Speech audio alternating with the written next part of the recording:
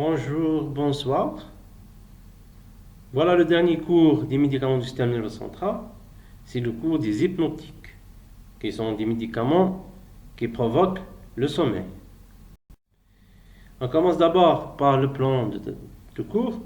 Vous avez donc une petite définition sur les médicaments épileptiques, la physiologie du sommeil et la classification des hypnotiques. La définition des hypnotiques, on appelle hypnotique toute substance capable d'induire ou de maintenir le sommeil. Les hypnotiques ont en commun une action dépressive du système nerveux central selon la dose utilisée. Elles peuvent entraîner un effet sédatif, provoquant le sommeil ou le coma.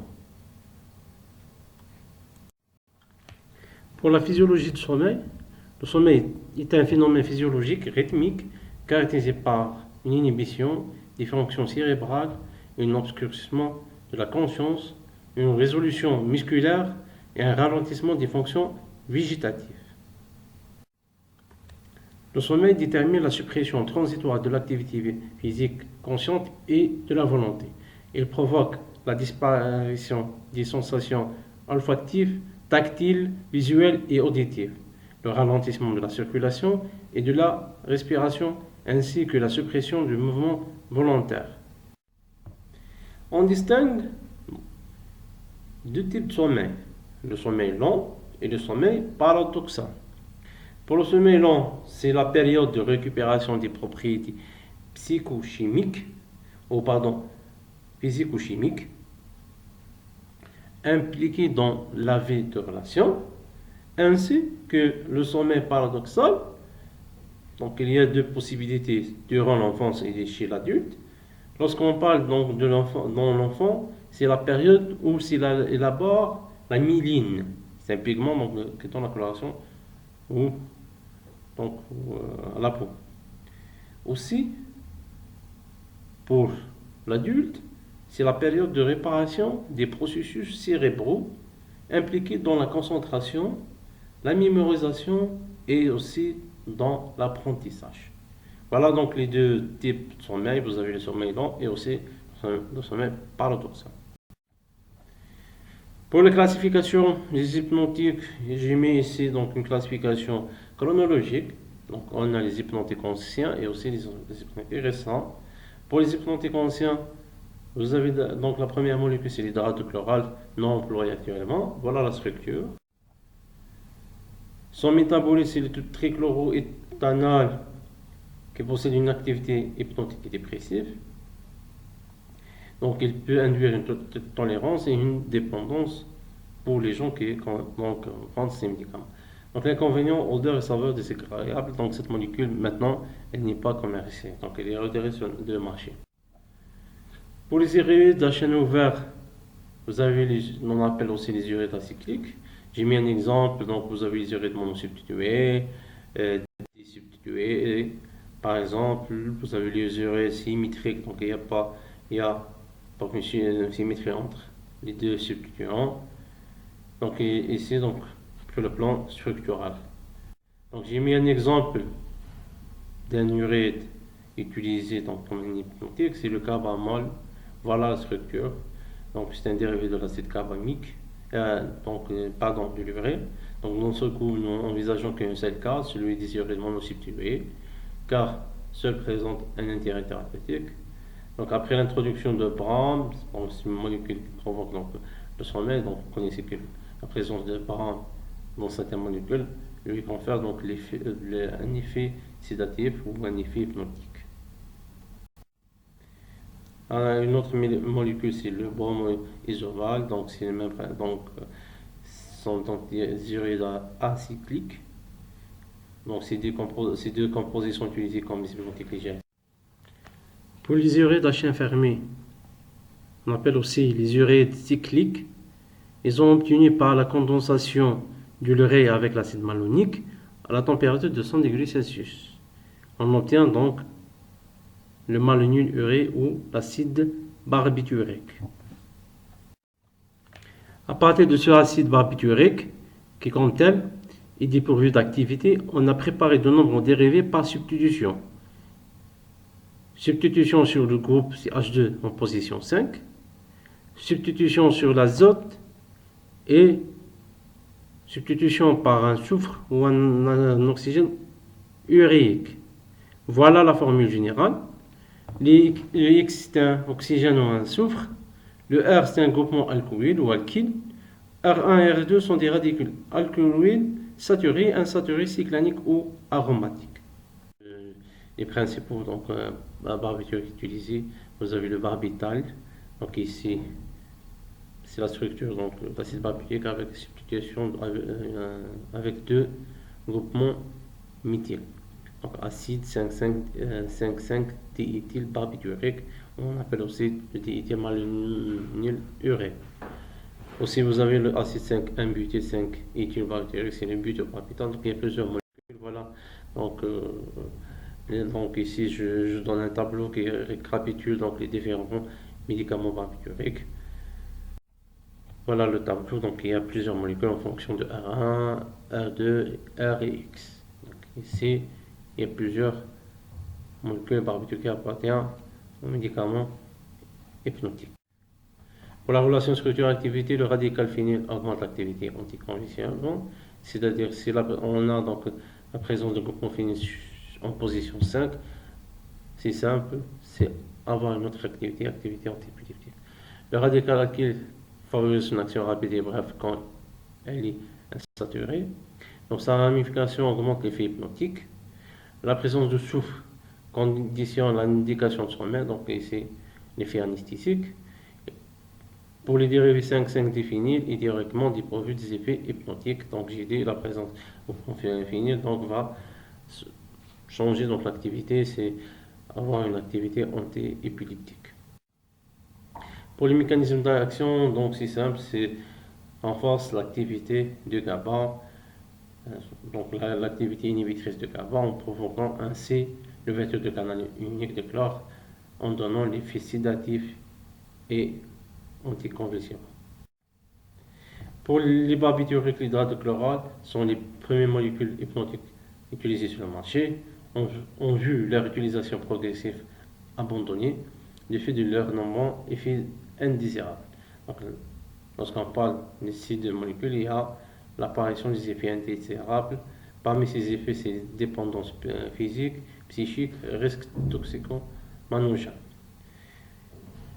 Ces effets indésirables lui permettent donc de faire d'autres travaux et d'autres recherches sur différentes molécules.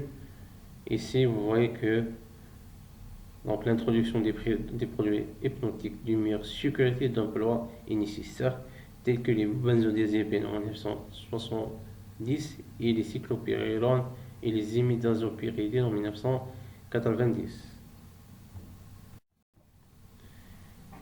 Pour les hypnotiques récents, vous avez donc d'abord les benzodiazépines qui conçu le premier traitement des troubles du sommeil à dose élevée prise le soir. Ces médicaments vont induire le sommeil. Ces effets sont principalement dus à l'augmentation de l'inhibition médiée par le GABA au niveau du système nerveux central. Donc c'est le mécanisme actionnel du GABA, donc il augmente la conductance de chlore au niveau neuronal. Pour les benzodiazépines utilisées comme hypnotiques peuvent être classées en deux catégories.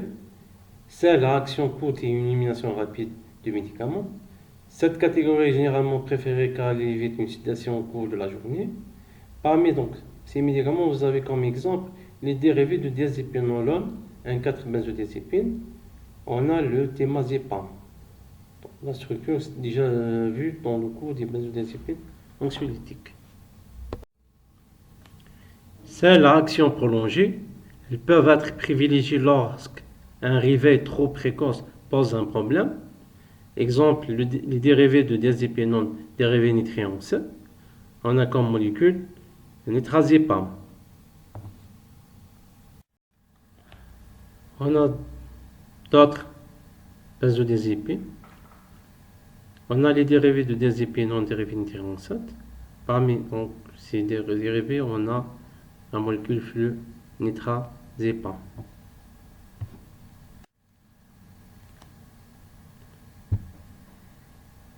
Pour les dérivés du diazépinol, comme molécule utilisée comme hypnotique, vous avez l'oramétazépam.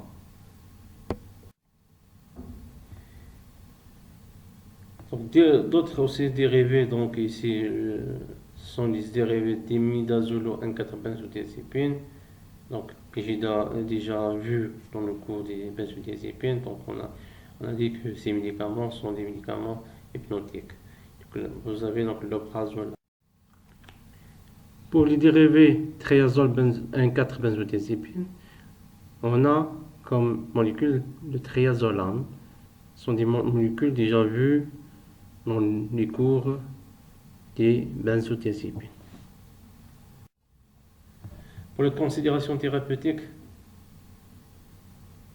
donc ne pas interrompre brutalement un traitement par un benzodiazépine pour éviter les risques de sévrage.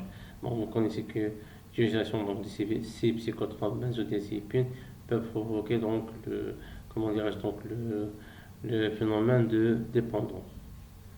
Donc prudence au cours de la grossesse, 3 premiers mois, en cas d'insuffisance respiratoire, myasthénie, baisse des réflexions de la vigilance chez les conducteurs des véhicules motorisés. Donc pour les conducteurs ou les transporteurs qui utilisent les trajets, c'est contre-indiqué. Pour les benzodiazépines-like, sont des médicaments largement utilisés comme des hypnotiques qui possèdent une action benzodiazépinique sans avoir la structure chimique. Ils ont le même caractère basique et les profils des benzodiazépines, structure chimique différente, même propriétés pharmacologiques, plus même mécanisme d'action.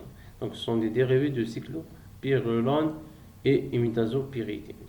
À la fin, lorsqu'on dit benzodiazépines-like, ce sont des molécules qui possèdent une structure différente à celle des benzodiazépines, mais ils ont la même propriété pharmacologique, ainsi le même mécanisme d'action. Donc voilà les médicaments qui appartiennent aux benzodiazépines-like. La première molécule c'est le zopiclan, dérivé d'un pyrrolopyrazine, qui appartient à la classe des cyclopyrrolanes, qui possède des propriétés qui rappellent à celles présentées par les benzodiazépines. La deuxième molécule, c'est le zolpidem, c'est le 1,1-diméthyl-2,6-méthylphényl-imidazo 1,2-A-pyridine-3-acétamide. C'est un dérivé imidazopyridine. Il provoque ainsi donc le sommeil. Autres hypnotiques, donc sont des hypnotiques qui réagissent par un autre mécanisme, tels que donc les antihistaminiques H1, qui possèdent un effet sédatif. Exemple, les droxyzine et le promethazine. On a aussi les quinazolones qui provoquent l'effet de sommeil, tel que le méthacolane, qui maintenant n'est pas utilisé. Et aussi, vous avez donc le N-oblivan, c'est un ester carbamique de l'acide ou de l'alcool acétylique.